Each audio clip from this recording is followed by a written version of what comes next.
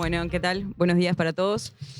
Antes que nada, muchas gracias a Mauro y también a Gonzalo por estar acá. Bueno, y gracias a ustedes por acompañarnos. Como decía María Noel, mi nombre es Josefina Ruiz y yo soy Legal and Compliance, integrante del departamento de Fenicio. Como verán, bueno, este panel engloba dos temáticas que son muy relevantes hoy en día por distintos aspectos y que también están muy relacionadas entre sí. En primer lugar, tenemos el tema de la ciberseguridad, que es un tema que hoy en día ocupa y preocupa mucho a las empresas en distintas áreas y a todos los niveles.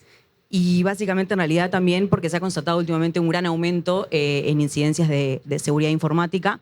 E incluso hoy en día también se ha creado, se aprobó hace poco una ley que regula los ciberdelitos, entonces eso también como que da un poco la pauta de cómo este tema últimamente está muy, muy en boga en nuestro país y bueno, y a nivel mundial.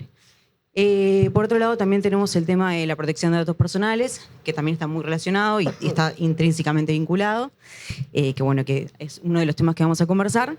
Y es un elemento fundamental para las empresas que también pasa mucho que, más allá de que en este caso hay una ley y hay normas que regulan el tema hace mucho tiempo, muchos años, también vemos en la práctica que a muchos clientes y a muchas empresas de distintos rubros les cuesta mucho llevar a tierra cómo proteger esos datos personales, cómo conservarlos y eso mismo, o sea, cómo llevar a la práctica lo que la ley propone y lo que todas las personas como sujetos obligados tienen que hacer al respecto.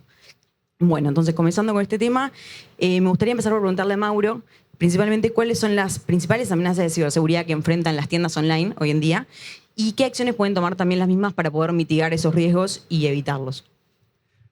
Bueno, buenos días para todos, primero que nada.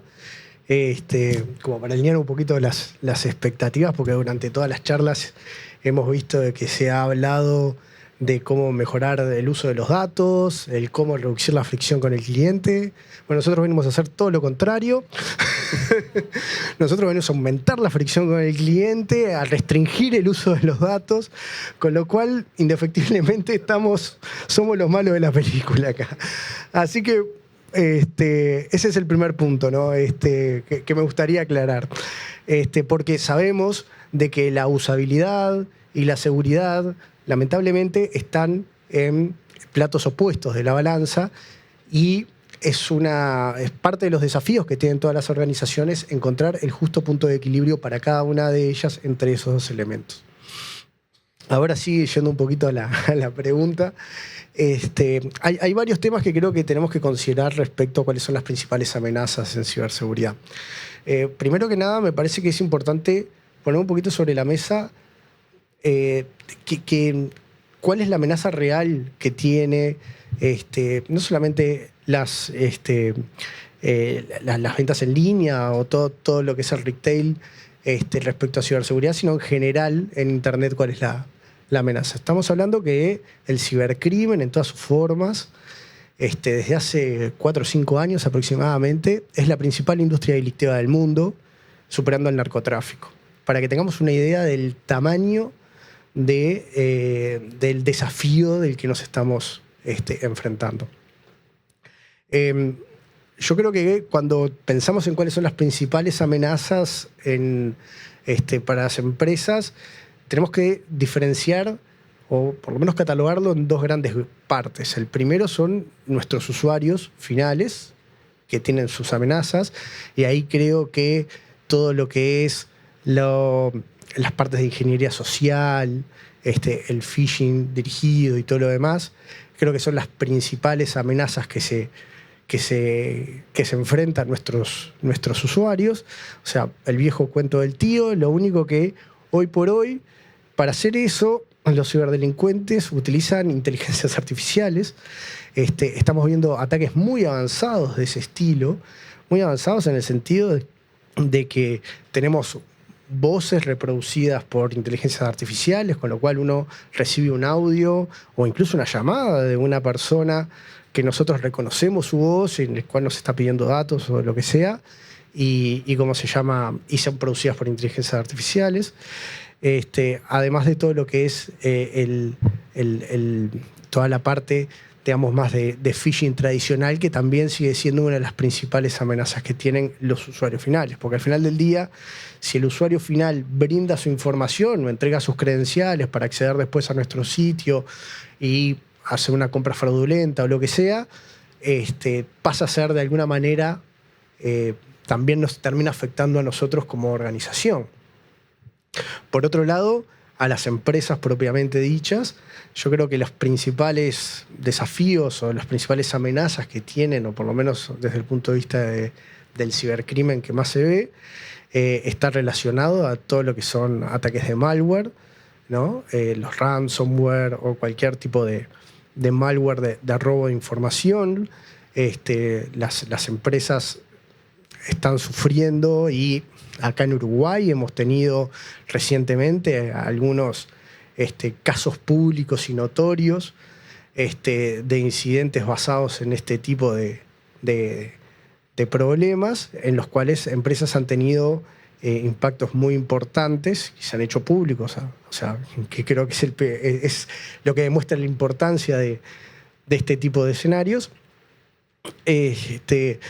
Y también, además de propiamente el malware y el ransomware, que creo que son los que más han estado afectando a las instituciones, fundamentalmente Uruguay, pero en toda Latinoamérica en general, también tenemos el conocido como el whaling, que es un tipo particular de phishing en el cual se apunta a lo que son los principales miembros de la compañía. Esos son, por ejemplo, escenarios en que uno recibe un mail o una comunicación de algún tipo que es falsificada de una persona, no sé, el gerente general, el gerente financiero, alguna persona de alto estatus, digamos, dentro de la organización. Por eso dice whaling, porque apuntan a las ballenas dentro de la organización, que piden que se realicen operaciones particulares. Y así hemos visto escenarios de transferencias de montos significativos a ¿cómo se llama?, a instituciones que terminaron siendo fraudulentas, ¿no? Acabo de cerrar un negocio, pero necesito que mandes una seña de $200.000 a fulano, acá, a este acoso, y es así. Y uno puede recibir una comunicación que viene del mail de la persona, que se expresa, aparte de la forma que normalmente se expresa esa persona, porque nuevamente se usan inteligencias artificiales para hacer ese tipo de fraudes, que son muy difíciles de detectar, que incluso hay interacciones con esa persona. Y se han dado varios casos acá en Uruguay, en Latinoamérica en general, en los cuales, a partir de ese tipo de maniobras, han logrado generar transacciones que evidentemente le generan pérdidas a las empresas, a cuentas que en realidad eran falsas, y que después, cuando se constata pero vos me mandaste este mail diciendo, ¿no? O sea, la persona dice, yo nunca te mandé ese mail no es mío, y que realmente cuesta después, en los análisis forenses que se hacen posteriormente, se puede terminar concluyendo de que no fue, pero cuesta realmente darse cuenta. O sea, a una persona que no está entrenada le cuesta entender. Yo creo que esos son los principales riesgos que tiene hoy por hoy las industrias en general en Internet.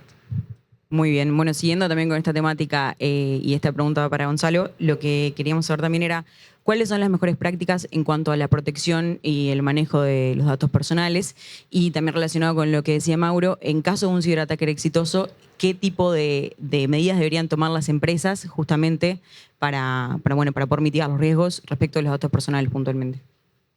Bueno, muchas gracias. Buenas tardes a todos. Gracias por la oportunidad, además, de conversar con un público con el que normalmente no conversamos. Veníamos hablándolo con Josefina recién, y comparto lo que decía contigo. Somos los malos. Yo soy abogado de la Unidad Reguladora de Datos Personales, así que soy el más malo de la sala seguramente. Pero más allá de eso, la verdad que la privacidad y la seguridad van de la mano, están siempre de la mano. Y todo lo que mencionaba Mauro, comparto completamente los riesgos, y las medidas de seguridad a adoptarse son compartidas también a los efectos de proteger los datos, no solo los datos, sino los datos personales. Estos son temas que están de la mano también a nivel de política nacional. Nosotros desde la Agencia de Gobierno Digital se están promoviendo, por ejemplo, estrategias sobre uso de datos que incluyen los datos personales. Se están promoviendo estrategias sobre uso de inteligencia artificial a nivel público y privado, que tienen como principios a la privacidad y a la seguridad de los datos personales. En ese sentido, nosotros desde la Unidad de Datos Personales tratamos de trabajar colaborando para que la gente primero conozca cuáles son las responsabilidades asociadas a la gestión de la información. Yo escuchaba el panel antes que se hablaba sobre la importancia de tener los datos de los clientes y bueno, no veo una ilicitud en eso, no se preocupen, no, en principio no hay un problema. Lo que sí, lo que a nosotros nos parece importante, sobre todo en materia de seguridad además, es atractivo tener muchos datos, es riesgoso también sumar más información y no saber cómo la estamos manejando ni cómo la estamos gestionando. Por eso desde la unidad siempre se ha promovido la capacitación y el conocimiento de que si yo tengo datos personales, tengo que cumplir con un principio que se llama principio de veracidad. Básicamente tengo que tener los datos necesarios para la finalidad que quiero cumplir. ¿Y por qué es importante? Es importante, ¿verdad?, para esa gestión de los datos, y también es importante porque es una obligación que establece la ley. Y también es importante por el valor hoy en día que la gente le da a los datos personales. Nosotros presentábamos una encuesta ayer en la unidad de datos personales que se hizo el año pasado con un equipo muy competente que tiene AGESIC, que es una encuesta de conocimientos y aptitudes de la ciudadanía, donde se manejaban distintas problemáticas vinculadas a la gestión de la información en línea. Y más del 90% de las personas señalaron que la protección de sus datos personales es un tema trascendente, es un tema importante. Y de esa cantidad de personas, alrededor del 80, más del 90%, estaban preocupadas por la gestión de sus datos bancarios y de sus datos de identidad. Entonces, bueno, si no los puedo atraer por el hecho del cumplimiento de un derecho fundamental, sí capaz que también lo pueden ver por el lado de la importancia que las personas y de los clientes y de los proveedores y de todos aquellos que contratan con nosotros le dan, le asignan a la protección de su información personal. Cuando me decías de qué medidas podemos hablar y cuáles son los riesgos que se pueden asociar, nosotros tenemos, como te decía, el cumplimiento de determinados principios y determinadas obligaciones. Eso significa, y quiero ponerme énfasis en uno que se llama de responsabilidad proactiva, porque hay dos, de seguridad de los datos y de responsabilidad proactiva, que requiere que las empresas y los responsables en general, los responsables de tratamiento son los que resuelven sobre la finalidad de los datos. Conozcan de los datos que manejan. Piensen en la privacidad de las personas desde el momento del inicio de sus operaciones. Sepan quiénes acceden, por ejemplo, a las bases de datos. Sepan qué bases de datos tienen. Sepan dónde están alojados esos datos. Y a veces lo pueden hacer, las empresas pequeñas lo pueden hacer ellas. En otros casos, cuando son empresas que tienen grandes volúmenes de datos, que estamos en Uruguay, grande volumen de datos son 35.000 personas, o sea que si yo manejo datos de más de 35.000 personas, tengo que buscar la asistencia de alguien más, que es un delegado de protección de datos personales, que es quien dentro de la empresa va a poder colaborar conmigo en esa determinación de esas medidas de seguridad. ¿Qué pasa si yo tomo medidas de seguridad, registro mis bases de datos, me capacito, tengo a alguien que trabaja en ese tema, y igualmente me van a atacar? Que en algún momento lo van a hacer, ¿no? Porque eso es lo que dicen todos los que saben. Yo soy abogado, así que, pero eso es lo que dicen los que saben. Bueno, si me atacan, lo primero que tengo que adoptar son medidas, hay distintas, ¿no? Por medio de contingencia, para tratar de frenar el ataque de alguna manera. Yo no puedo verbalizar las medidas que pueden adoptar, ahí podés ayudar vos, Mauro. Lo que sí les puedo decir es que desde el punto de vista de las obligaciones de las empresas, la primera es comunicar a la Unidad Reguladora y de Control de Datos Personales. Tengo un ataque, tomo las medidas de mitigación, a las 24 horas comunico a la Unidad de Datos Personales y si requiero asistencia, la Unidad de Datos Personales, junto con el área de seguridad de la información de AGESIC, puede colaborar en asistirnos a los efectos de mitigar los impactos. Luego hay que informar a las personas. Siempre hay que informar a las personas que fueron atacadas. Bueno, no siempre. Tiene que haber un impacto significativo en sus derechos y en eso también la Unidad de Datos Personales puede colaborar. Y para seguir con la charla y no monopolizar, si querés seguimos adelante con las próximas preguntas. Si me permitís. Primero, reforzando lo que decías, AGESIC tiene el CERTUI, que es la unidad encargada de lo que es el apoyo a todo lo que es incidente de seguridad.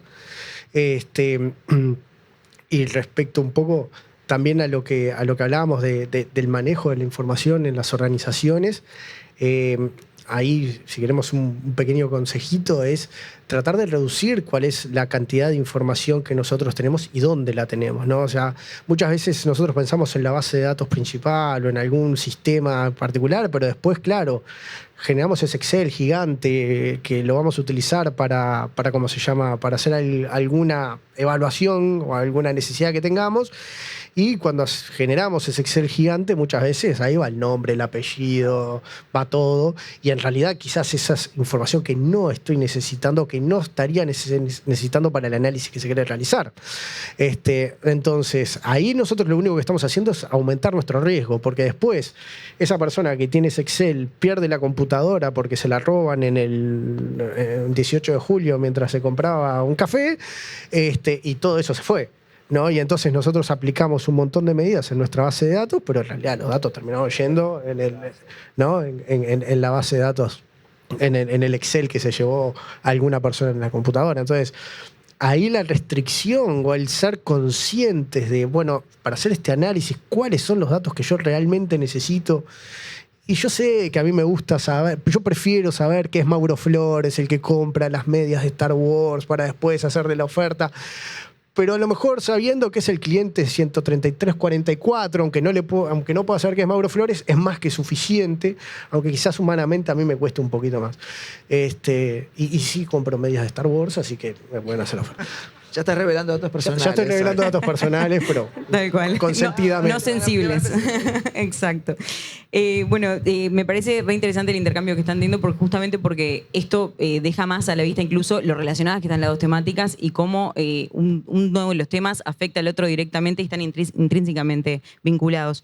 Siguiendo un poco con lo que estábamos conversando, también lo que me interesa saber es, porque a veces las empresas se enfocan mucho en evitar vulnerabilidades de ciberseguridad internas a nivel de la empresa misma, pero también es importante saber cómo afecta un incidente de seguridad informática ocasional a alguno de los elementos de la cadena de suministro de los clientes, por ejemplo, ya sea un proveedor o un medio de pago, una empresa de logística. Entonces me interesaría preguntarle a Mauro eso mismo, o sea, ¿cómo afecta directamente eso a los clientes, más allá de que no sea un ataque directo al cliente, sino a empresas vinculadas? Sí, bueno, o sea, hoy por hoy tenemos las cadenas muy integradas y normalmente un problema en cualquiera de las empresas que generan mi cadena de valor tiene impactos significativos.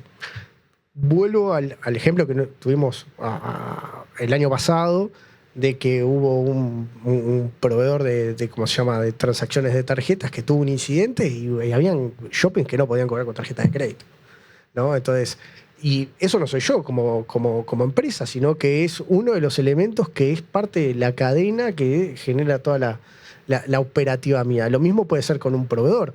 Imaginemos en el caso de que si yo tengo un proveedor, tengo un incidente de seguridad, por ejemplo un ransomware, y deja de operar y no puede trabajar por 3, 4, 5 días o el tiempo que sea.